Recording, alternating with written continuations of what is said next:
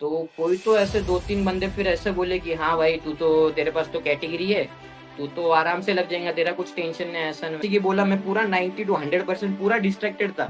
पढ़ाई छोड़ के मुझे सब सब चीज में इंटरेस्ट था, बस पढ़ाई में इंटरेस्ट नहीं बचा था। कि मेरे को एक ड्रीम बाइक लेनी थी, कॉलेज पीरियड से मेरा ड्रीम था, जो R15 जो M मॉडल था, मुझे वो लेनी थी। और मैं बिलोंग करता हूँ मिडिल क्लास फैमिली से। अच्छा हुआ कि मतलब फर्स्ट अटेम्प्ट में क्रैक हो गया। तो north. Hello everyone, this side Pankaj Yadav, nursing officer names Delhi.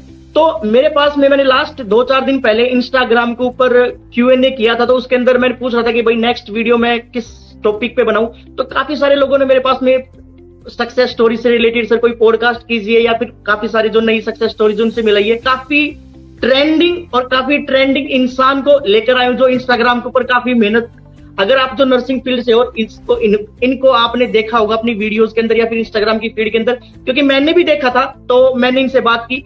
इनकी स्टोरी को आपके सामने मैं लेकर आया हूं।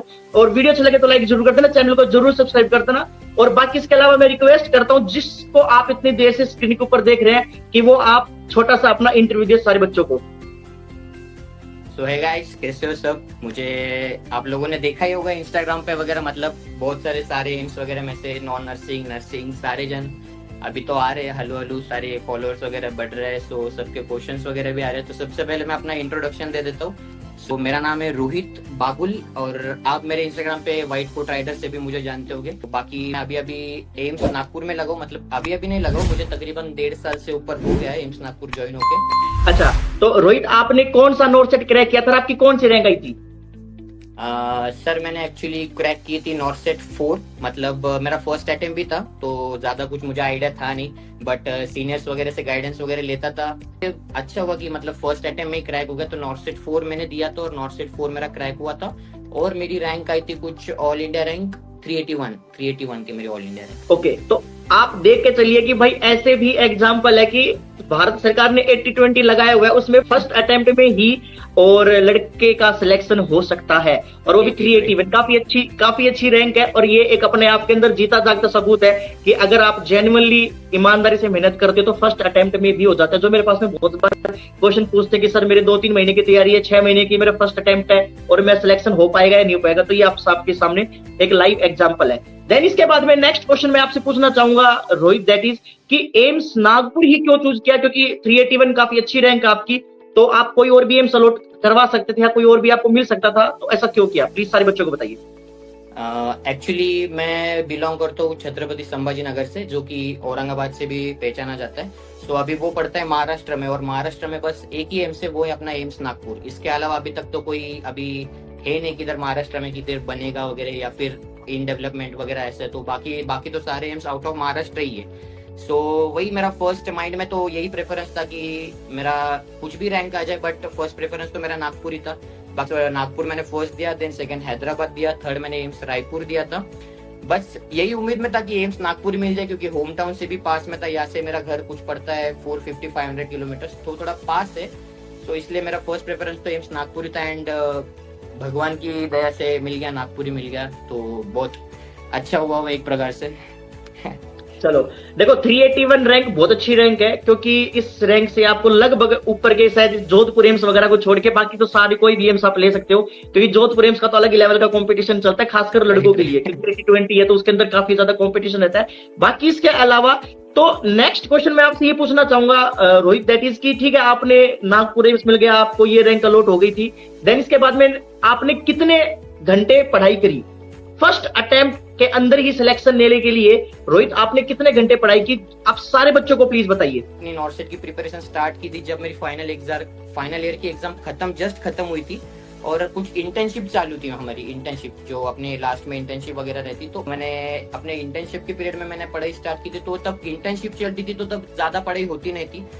मोस्टली दिन में 5-6 घंटे भी अगर पढ़ाई कर लिया तो बहुत ज्यादा हो जाती थी, क्योंकि हॉस्टल में रहता था मैं, और GMC में था। तो हॉस्टल्स में रहते हैं, मतलब आपके साथ के बच्चे ना, आपको एक तो वो एंडिंग का पीरियड रहता है, सबके ऐसे माइंड में रहता है कि भाई एंजॉय करेंगे आखिरी के 5 महीने, आखिरी के 6 महीने मस्त फुल एंजॉय करेंगे दिन भर।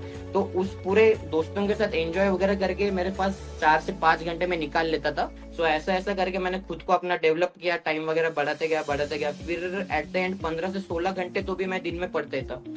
सो बाकी घर वाले तो मेरे बहुत सपोर्टिव थे, मेरे को ऐसे टेबल पे खाना वगैरह ला के देते थे, पानी वगैरह मेरे बोतल वगैरह भर के रखते थे साइड में। सो घर वालों ने भी बहुत सपोर्ट किया था, इसीलिए 15 से 16 घंटे पॉसिबल हुआ।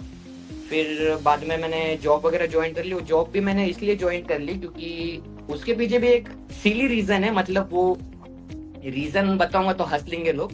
एक्चुअली मेरे को एक ड्रीम बाइक लेनी थी, कॉलेज पीरियड से मेरा ड्रीम था, जो R15 जो M मॉडल था, मुझे वो लेनी थी। और मैं बिलोंग करता हूँ मिडिल क्लास फैमिली से।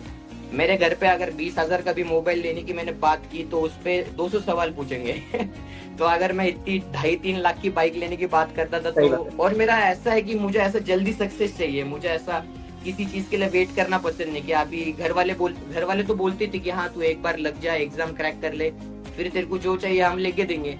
फिर मैं बोला नहीं, ऐसा कैसा, इतना इतना कैसे रुकूं मैं तो सही वो बात ऐसा है, डिस्टर्बेंस होती। तो इसीलिए मैं फिर जॉब ज्वाइन किया। जॉब में मैं 4 से 5 घंटे तो भी जॉब टाइम में पढ़ लेता था, और फिर घर पे आके मैं अपना दिन भर बस पढ़ाई करता था। 24 में से 20-22 घंटे पढ़ता था, लिटरली 20-22 घंटे पढ़ता था। चलो बहुत अच्छी बात है। तो देखो ये बहुत बड़ा लाइव एग्जांपल आप सारे लोगों के सामने की, जब आपके दिमाग के अंदर ये है कि भाई मुझे ये चीज अचीव करनी है, तो वो एक ओसीडी हो जाती है हर किसी के दिमाग के अंदर कि यार मुझे ये चीज तो एक्वायर करनी है, चाहे वो आपके गोल हो, चाहे जॉब हो, या फिर कुछ भी एक चीज हो सकती है, और उसके लिए शिद्दत से मेहनत की है तो रिजल्ट आप सारे लोगों के सामने है कि फर्स्ट अटेम्प्ट के अंदर भी मन चाहा एम्स आपको मिल सकता है। बस ईमानदारी से मेहनत करनी चाहिए और घंटे नहीं गिनने चाहिए कि मैंने कितने घंटे पढ़ाई कर लिया, फिर मैंने क्या कर लिया है क्या नहीं कर लिया। बस आप अपनी चीज को, लेगेसी को कंटिन्यू रखें और आने वाले टाइम में वक्त अपने आप जवाब देगा। देन इसके बाद में नेक्स्ट क्वेश्चन मैं रोहित तुमसे पूछना चाहता हूँ, दैट इज कि ठीक है आपने इतने घंटे पढ़ाई करी, लेकिन इस दौरान के ऊपर आपने कौन सी बुक्स रेफर करी जो आने वाले टाइम में बच्चे रेफर करके अपने गोल को अचीव कर सकते हैं? प्लीज सारे बच्चों को बताइए जो आपने फर्स्ट अटेम्प्ट में सिलेक्शन ले लिया। देखो बुक्स तो वैसे बहुत सारे बुक्स अवेलेबल है मार्केट में, बट मैंने मेनली अपना मेन फोकस तो मेरा टारगेट हाई था।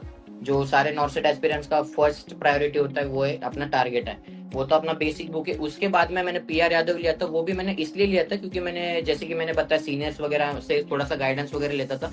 तो वो मुझे बोलते थे कि प्रीवियस ईयर्स के अगर तुझे क्वेश्चंस देखने हैं तो वो PR यादव में मिल जाएंगे, और PR यादव में अपने सारे प्रीवियस ईयर के क्वेश्चन थे जितने भी अपने नॉर्सेट में पहले।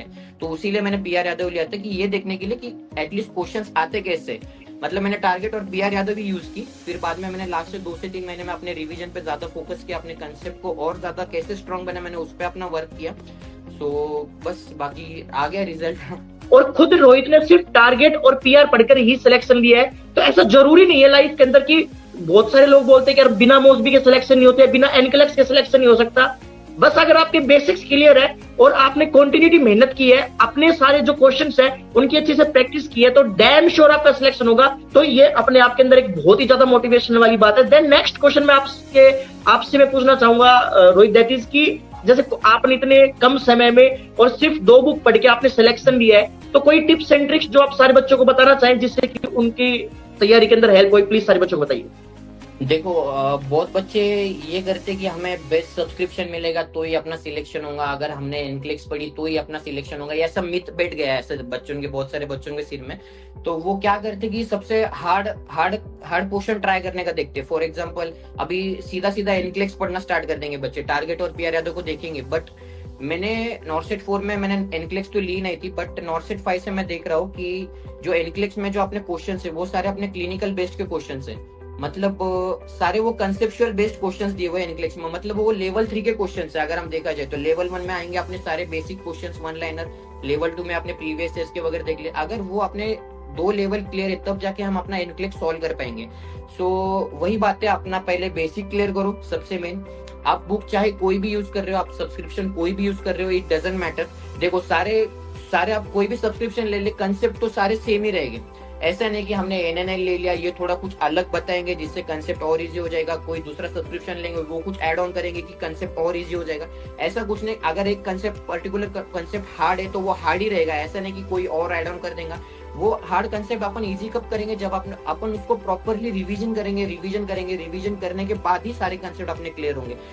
देन इसके बाद में नेक्स्ट क्वेश्चन इस चीज के अंदर मैं डालना चाहूंगा रोहित, दैट इज कि आपकी लाइफ के अंदर ऐसा कोई टर्निंग पॉइंट हो, ऐसा कोई मोटिवेशनल स्टोरी हो आपके पास में जो आप पूरी दुनिया के साथ शेयर करना चाहो, जिससे कि दुनिया और ज्यादा मोटिवेट हो, जो बच्चे तैयारी करें उनके लिए एक मोटिवेशनल स्टोरी कोई आपके पास में हो और आपकी टर्निंग पॉइंट हो लाइफ का, तो वो प्लीज सारे बच्चों को बताइए। मेरे लाइफ में वैसे टर्निंग पॉइंट देखा जाए तो थोड़ा कैटेगरी पे ज्यादा, मतलब क्या बोलते हो, अभी कंट्रोवर्शियल टाइप किस्से मेरे लाइफ के। सो एक्चुअली सीन ऐसा हो गया था कि मैं बिलोंग करता हूँ अपने एसटी कैटेगरी से, ठीक है। सो एसटी कैटेगरी का तो फिर ये सीन है कि मैं बस कैटेगरी के भी भरोसे पे था। 10th 11th 12th मैंने जितने भी पास आउट किए, मतलब ऐसा मेरे सिर में बैठ गया था कि अपने पास तो कैटेगरी है, अपन मस्त किधर भी लग जाएंगे, कुछ भी अपना सिलेक्शन हो जाएगा, ऐसा सीन था करना। तो मैंने घर वालों ने मुझे बहुत ये किया कि नहीं भाई तू रिपीट कर, तू कर लेगा, तू बहुत होशियार है। बट मेरे अंदर वो कॉन्फिडेंस ही नहीं था। मैं जैसे कि बोला, मैं पूरा 90 to 100% पूरा डिस्ट्रैक्टेड था। पढ़ाई छोड़ के मुझे सब चीज में इंटरेस्ट था, बस पढ़ाई में इंटरेस्ट नहीं बचा था। और फिर उनका बोलना था कि भाई हम ओपन से आए, हमने इतनी पढ़ाई की और ये फुकट का लगा, ऐसा न वैसा, तो वो बुली वगैरह करना। मैं फिर अकेले में रोता था ऐसा कॉलेज पीरियड में, बोला भाई ये क्या, मैंने गलती तो नहीं करती, ऐसा ना वैसा। भी वो चुप गई थी कि नहीं यार, कहीं ना कहीं अपन भी गलत है, अपन भी थोड़ा सा रिस्पेक्ट करनी चाहिए घर वालों की, वो अपने लिए इतने मेहनत कर रहे, तो अपना भी फर्ज बनता है कि उनको भी कुछ रिटर्न गिव बैक करें। सो फिर मैंने अपने सीनियर से कांटेक्ट किया, तब मुझे पता चला कि नर्सिंग में कौन से एग्जाम्स होते हैं। मैंने तब एक्सप्लोर किया कि फाइनल ईयर के बाद करना क्या है। मुझे थर्ड ईयर तक कुछ आइडिया नहीं था कि क्या एग्जाम आगे जाके क्या करना है, किधर ज्वाइन करना है, मुझे कुछ आइडिया नहीं था। तो तब सीनियर से मैंने कांटेक्ट किया, फिर उन्होंने मुझे बताया कि ऐसे ऐसे एग्जाम से डीएचएस है, डीएमआर है, सीएचओ है, एम्स है, नॉर्सेट है करके। मैं बोला ठीक है अब इसकी पढ़ाई करेंगे। अब मतलब मेरा कॉन्फिडेंस, मेरा लेवल देखो कॉन्फिडेंस का था, मेरी पढ़ाई 0 थी, ठीक है, बट मेरा कॉन्फिडेंस इतना हाई हो गया था कि नहीं अब मुझे तो ये नॉर्सिटी क्रैक करनी है, अब कुछ भी हो जाए, नीचे का सीएचओ बीएचओ डीएमआर डीएचएस मुझे कुछ नहीं देना, मुझे बस नॉर्सिटी देना है। तो तब मेरे सिर में था कि, और जब फाइनल ईयर में मैंने प्रिपरेशन दिया, मैं तब भी कंफ्यूज था कि डीएचएस से क्या बनते और डीएमआर से क्या बनते, क्योंकि मेरा बस एक ही एग्जाम का क्लियर था कि नॉर्सेट से नर्सिंग ऑफिसर बनते, मुझे इतना ही पता थे। आखिरी कुछ दिनों में डिस्कस करते थे कि फ्यूचर में क्या करना है, कैसे करना है। फिर उन्होंने, दोस्तों ने मुझे पूछ लिया भाई तेरे क्या गोल्स है। मैं बोला भाई मेरे को नॉर्सेट देनी है, बोला नॉर्सेट क्रैक करनी है। तो कोई तो ऐसे 2-3 बंदे फिर ऐसे बोले कि हाँ भाई तू तो, तेरे पास तो कैटेगरी है, तू तो आराम से लग जाएगा, तेरा कुछ टेंशन नहीं, ऐसा न वैसा। फिर वो बात मेरी इतनी खटक गई, मैं बोला बहुत हो गया, बोला ये ज्यादा ही हो गया, बोला।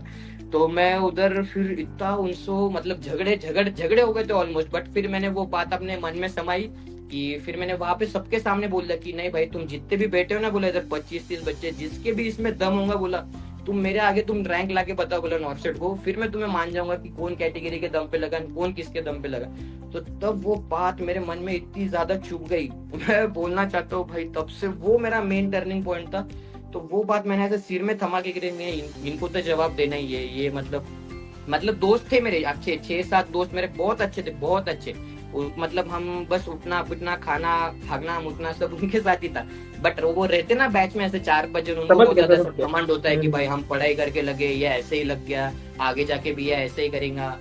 तो बस वही बात थी। तो फिर मैंने तभी डिसीजन कर लिया था कि नहीं, अब तो बहुत, मेरे को ऐसा था कि भगवान ने मेरे को एक चांस दिया है खुद को प्रूफ करने का, तो वो चांस क्यों मिस करना। तो वो चांस को मैंने बहुत अच्छी अपॉर्चुनिटी करके लिया। फिर मैंने पढ़ाई को लग गया, फिर थोड़ा कंसिस्टेंट था, और दिमाग में था थोड़ा भी मैं टाइम पास करने बैठता था तो मुझे उनकी शक्ल याद आती थी, मुझे मम्मी की शक्ल याद आती थी कि नहीं भाई इसको फिर ऐसा हो जाएगा, फिर ये दोस्त मुझे और फिर चिढ़ाएंगे, फिर नहीं टाइम पास नहीं करना, बाकी के दोस्तों को करने दो।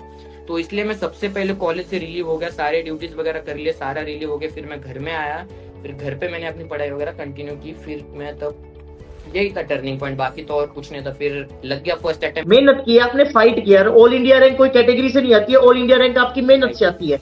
आपकी कैटेगरी के अंदर जो रैंक आती है वो फिर एक अलग चीज हो जाती है, लेकिन इसके अलावा अगर आपकी AIR जो रैंक आ रही है वो आपकी मेहनत की रैंक है, और ये जेन्युइन चीज है। तो इस चीज के अंदर तो आप कोई जजमेंटल वाला जो सिनेरियो है वो तो एकदम बिल्कुल डिफरेंट है, वो तो हो ही नहीं सकता इस केस के अंदर।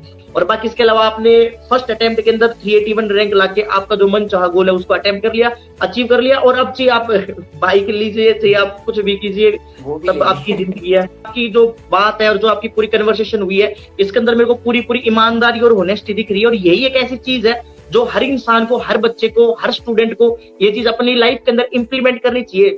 मैं ये नहीं कहता किसी को भी कि भाई आपने आज मेहनत करनी स्टार्ट करी तो दूसरे दिन ही आपको सक्सेस मिल जाएगी, बट दूसरे नहीं तो तीसरे नहीं तो कभी ना कभी वो चीज आपको लाइफ के अंदर जरूर मिलेगी। और हाँ, एक सारे बच्चों को मैं ये भी बताना चाहूंगा कि अगर रोहित से अगर आपको बात करनी हो पर्सनली तो इनका खुद का भी यूट्यूब चैनल है, और प्लस में इसके अलावा ये काफी मोटिवेशनल वीडियोज और डेली रूटीन मिनी ब्लॉग्स बनाते हैं अपने इंस्टाग्राम के थ्रू, तो आप वो भी चेकआउट कर सकते हो, वो खुद ही बता देंगे। प्लीज बताइए सारे बच्चों को। अभी तो मैं डेली ब्लॉग्स भी डाल रहा हूँ यूट्यूब पे, मतलब बहुत सारे लोग मोस्टली देख रहे होंगे उसमें कि आधे तो भी लोग मुझे पहचानते होंगे, फॉलो नहीं करते होंगे वो अलग बात है, बट शायद से पॉडकास्ट देखने के बाद फॉलो कर ले। तो मेरा जरूर जरूर। इंस्टाग्राम पे व्हाइट कोट राइडर करके हैंडल है, और यूट्यूब पर भी सेम है व्हाइट कोट राइडर। मैं यूट्यूब पे अभी पिछले 20-25 दिन से कंटिन्यू डेली ब्लॉग्स डाल रहा हूँ, तो उसमें मैं भी एजुकेशनल मोटिवेशन का कुछ एक आधा पॉइंट डाल दूं, क्योंकि अगर आप डेली ब्लॉग्स डाल रहे हो तो रोज आप नॉर्सेट यही किससे नहीं बता सकते हो, क्योंकि लोग भी बोर हो जाएंगे कि एक ही टॉपिक अपन कितने बार रिपीट करेंगे। सो मैं डेली लाइफ के ऊपर ब्लॉग्स बनाता हूँ, और बाकी इसके अलावा अगर मैं इंस्टाग्राम पे मिनी ब्लॉग्स भी बनाता हूँ, जिसमें मैंने अभी नॉर्सेट सीरीज फॉर बिगिनर्स भी की थी, 30 डेज का चैलेंज किया था, मतलब होता है। बाकी ये पॉडकास्ट देख के भी अगर आगे तो मैं डेफिनेटली सबको हेल्प करूंगा। तो बस हाँ, तो बस यही था वीडियो के अंदर सारा सब कुछ। मैंने कोशिश की है एक अलग से और सक्सेस मोटिवेशनल स्टोरी बताने की, आप सारे लोगों को आई थिंक सो आपको पसंद आई होगी। और रोहित की स्टोरी एक अपने आप के अंदर मोटिवेशनल स्टोरी है। एक वो लड़का जिसने फर्स्ट अटेम्प्ट के अंदर ऑल इंडिया 381 रैंक लाके अपने आप को, अपने मॉम डैड को प्राउड फील करवाया, और जो मिथ थी कि भाई फर्स्ट अटेम्प्ट के अंदर सिलेक्शन नहीं लिया जा सकता, उसको इसने गलत किया। तो यही सारा सब कुछ था इस वीडियो के अंदर। वीडियो अच्छी लगी तो लाइक जरूर कर देना, चैनल को जरूर सब्सक्राइब करके जाना। बाकी व्हाइट कोट राइडर को सर्च मार सकते हो। अगर आपको इनसे पर्सनल लेवल पे बात करनी है, पंकज 999 इंस्टाग्राम के ऊपर सर्च करके मेरे को फॉलो यार बात कर सकते हो। सब्सक्राइब करके जाना। बाकी मिलता है नेक्स्ट मोटिवेशनल वीडियो में सक्सेस स्टोरी के साथ में। तब तक के लिए खुश रहे, माँ बाप का नाम रोशन करते रहे। जय हिंद, जय भारत और जय भोलेनाथ।